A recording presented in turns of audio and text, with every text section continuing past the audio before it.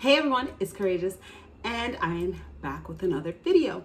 So it's the end of the year. 2020 is at its end and I wanted to make a video reflecting back on my cards of the year, the cards that I was directed for me based on my birthday and my personal number for the year, and I'll tell you how to calculate that, and also by a card that I drew, and then I will go into the card for 2021, and I'll also pull a card for the year as well. So let's get started. If you haven't already, please subscribe to my channel. I am trying to grow this channel, and hit that like button, share, all of that good stuff. Let's get into it. All right, so for 2020, the card based on my personal year number, and what the personal year number in numerology is if you add up all of the numbers of your birthday and reduce it to one number, unless it's a master number like 11, 22, 33, 44, etc. You add that and it reduces to a number, and to find the corresponding major arcana card, if it's under, obviously the major arcana only goes up to 21. So if it's 21 or under, you find that card. You may very well want to reduce it to one number as well, which could be the number plus the number. So let me just show you how I went about doing it. So my birthday is June 11, right? So I will just convert the 6, and then 11 is a master number, so I do not reduce it. There are numerologists who do reduce it, but I do not reduce 11, 22. We don't have any days that goes to 33, but I don't reduce master numbers. And by master number, I just mean it is a heightened expression of the number that it would reduce to, which 11 would reduce to 2. So it would just be a heightened version of the 2. So to calculate your life path number, it's the same. You take your birthday and then the year you were born. I was born in 1987. But to calculate your personal year number, I'm just going to write it there. You would calculate your birthday and the year that it's in. So we are in 2020. So you would reduce the numbers if they need to be reduced. So this doesn't need to be reduced. So that's 6. I don't reduce 11. And then 2020, you would do 2 plus 0 plus 2 plus 0 reduces to 4. So then you would then add those up. So 6 plus 11 is 17 plus 4 equals 21. Now, if there is a major arcana card corresponding to the 21, which there is, that would be your personal year number. So we know that the 21 is the world card. However, if you also want to take it further and reduce it, 2 plus 1 equals 3, which would be the Empress. So, excuse my handwriting. So that is my personal, these would be my tarot cards for the year 2020. Now, since I'm here, let's calculate my personal year card for 2021, which we would do the same thing, 6 plus 11, except instead of 2020, we would do 2021. So 6 plus 11 plus 2021, which is 6 plus 11 plus 5, right? So that would equal 6 plus 11 is 17 plus 5 equals 22. That would be a master number, but the major arcana doesn't go to 22. So we would do 2 plus 2 equals 4. So 2021 will be the year of the Emperor for me. So I am going to just talk about my 2021 card, my 2020 cards first. Now, I chose my favorite world cards that I wanted to talk about, just to talk about what the world card, just to reflect back on how the world card played into my life in 2020. So when we think about the world card, I love This is from the Kaleidodope Tarot deck by Crystal Banner. I love this world card because it's a passport book, and my goal is always to travel, to become more worldly, you know, become a citizen of the world, if you will.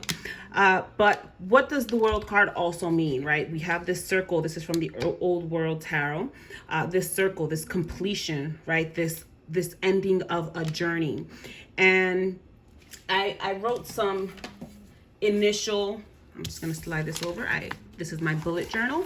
I pulled these cards and I did speak about them earlier in my journal, and just the keywords and the personal meanings at the beginning of 2020 so that I can reflect on the meaning at the end of 2020. So we're going to skip this one and go with the world. So the keywords: completion of a journey, reward, success, fulfillment.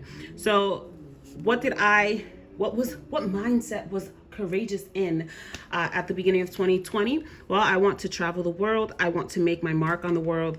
It also makes me think how small I am in such a large world. How can I leave my mark? How I will, but how? Completion makes me think of ending, maybe my marriage, maybe my instability, maybe my fear.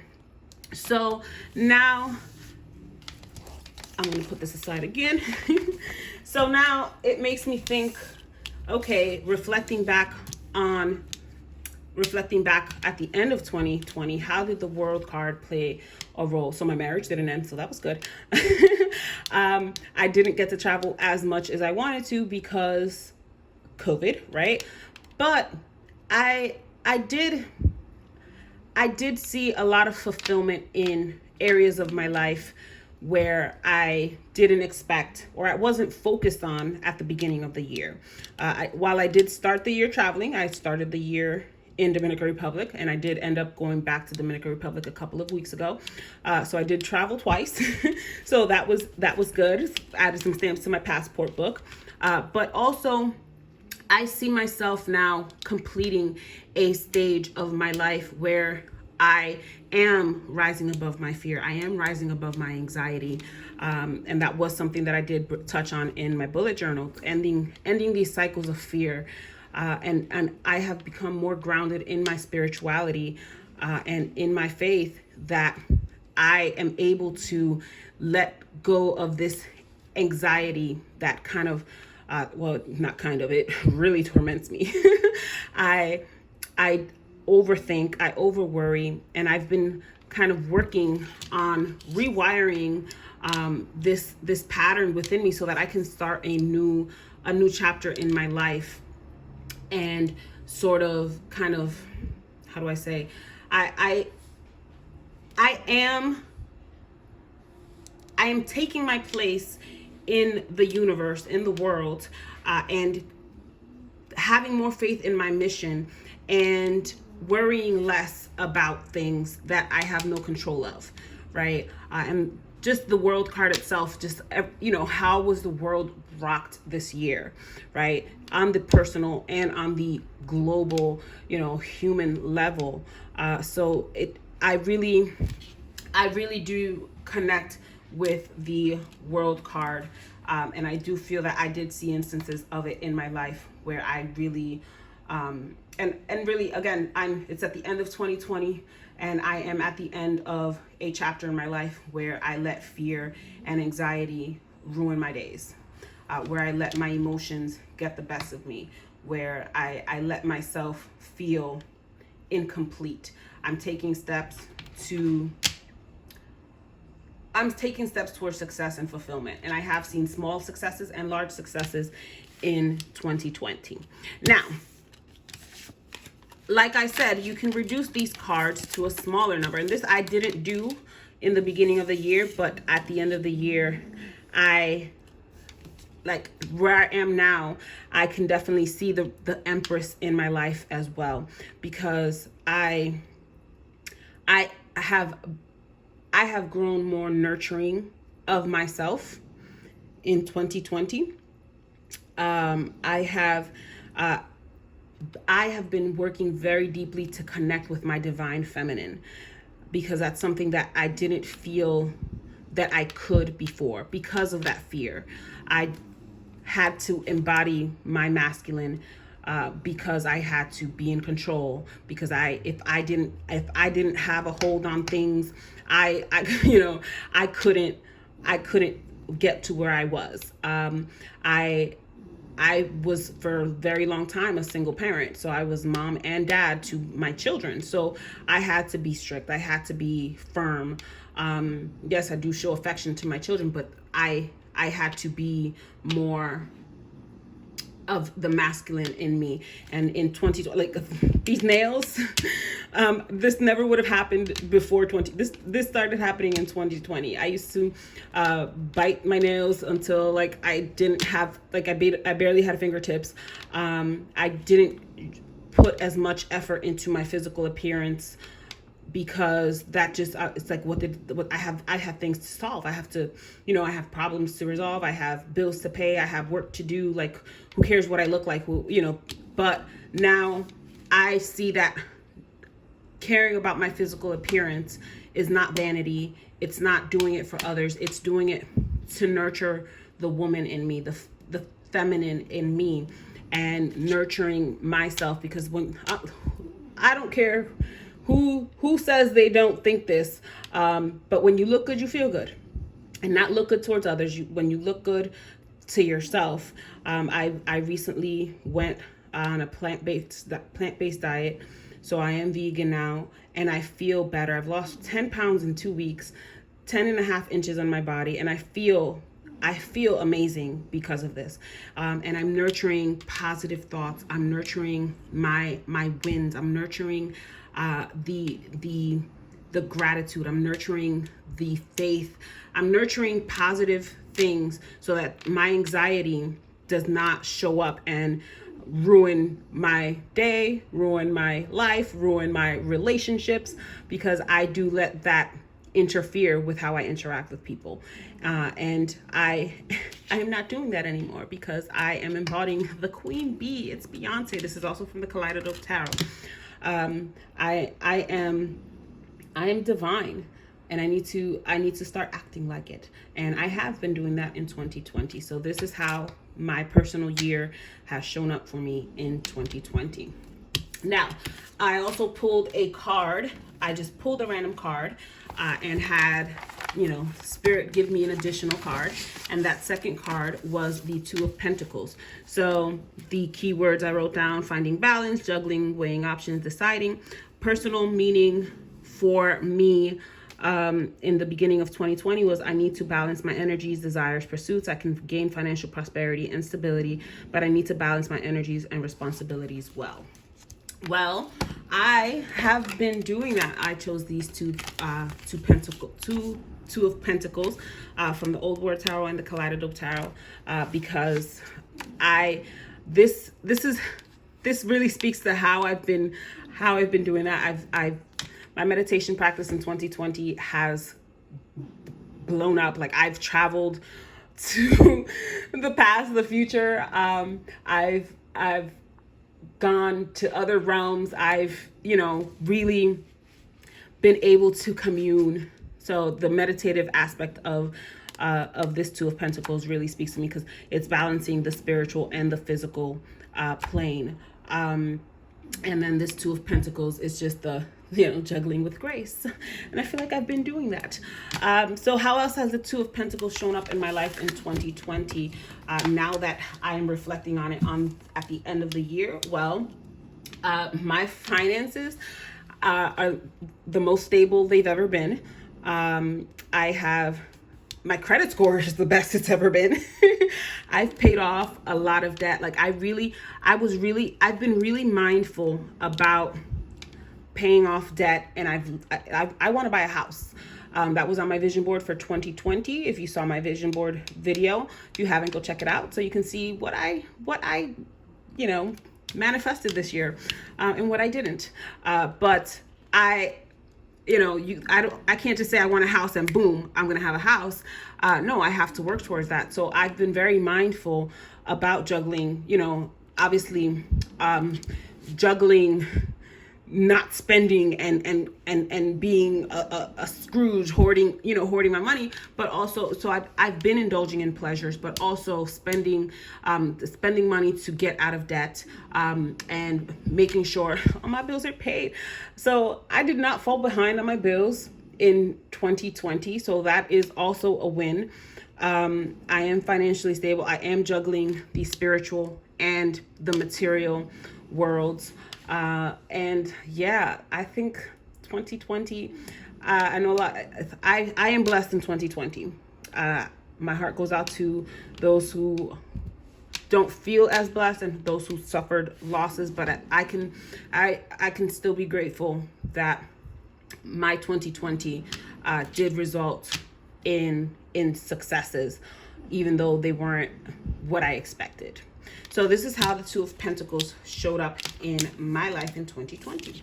So for 2021, as we can see here, my card is the Emperor. So I pulled this Emperor from the Kaleidoscope Tarot and the Emperor from the Old World Tarot.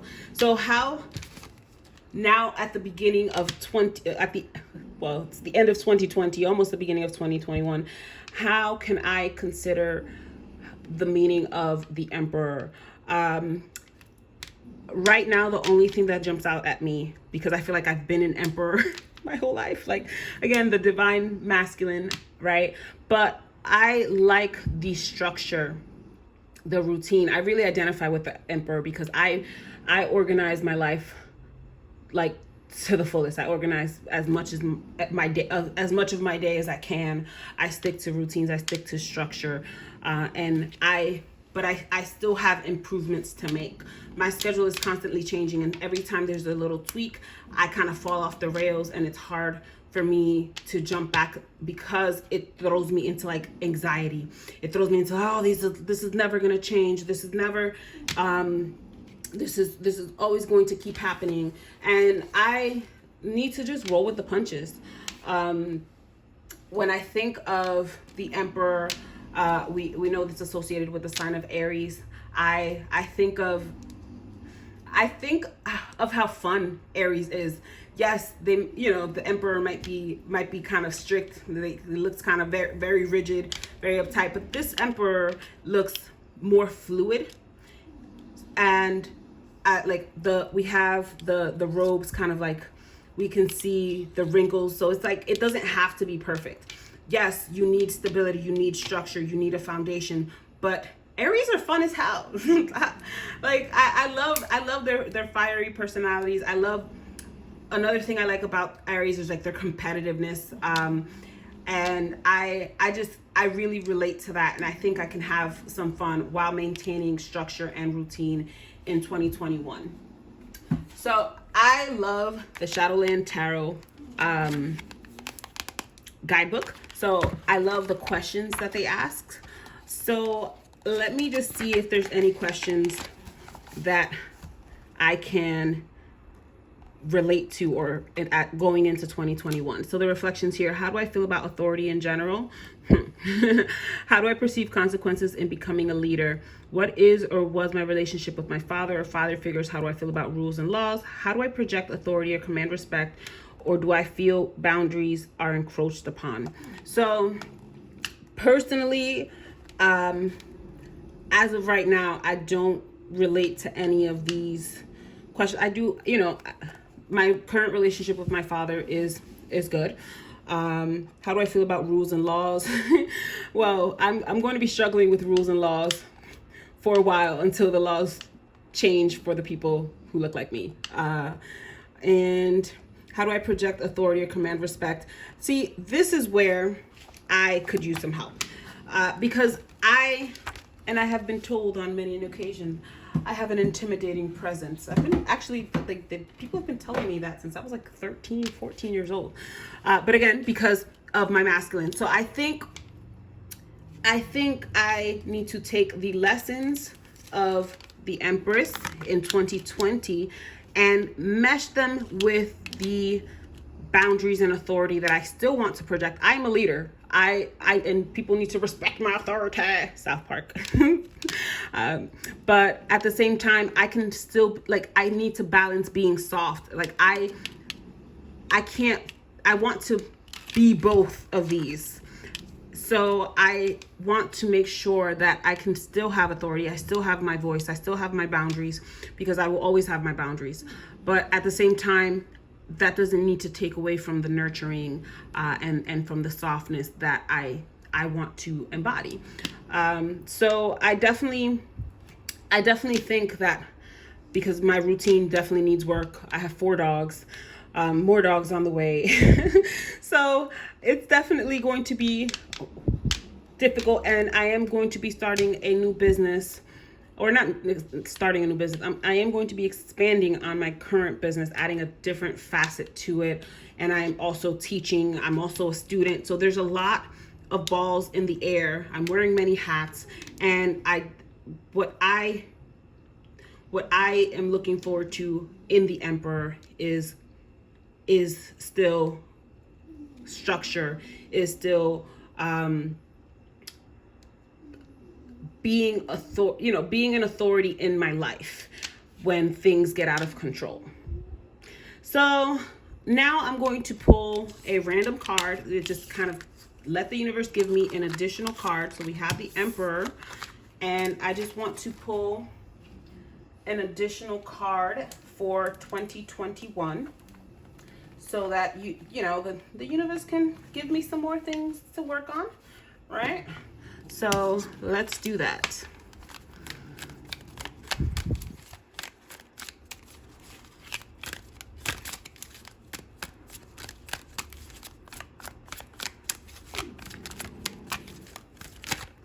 All right, there we go.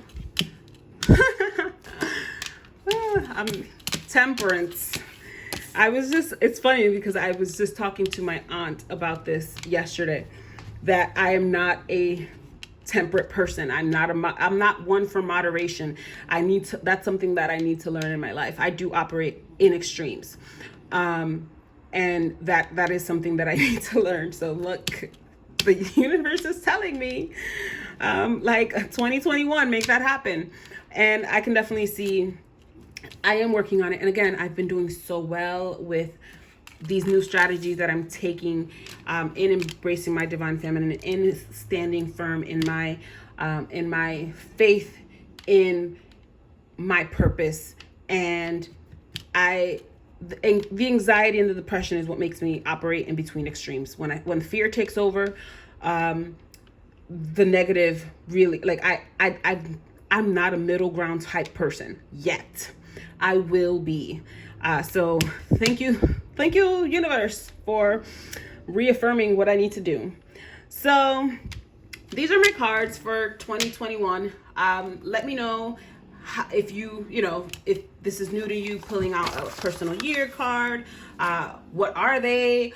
How did how did it all work out in 2020? And what cards are guiding you into 2021?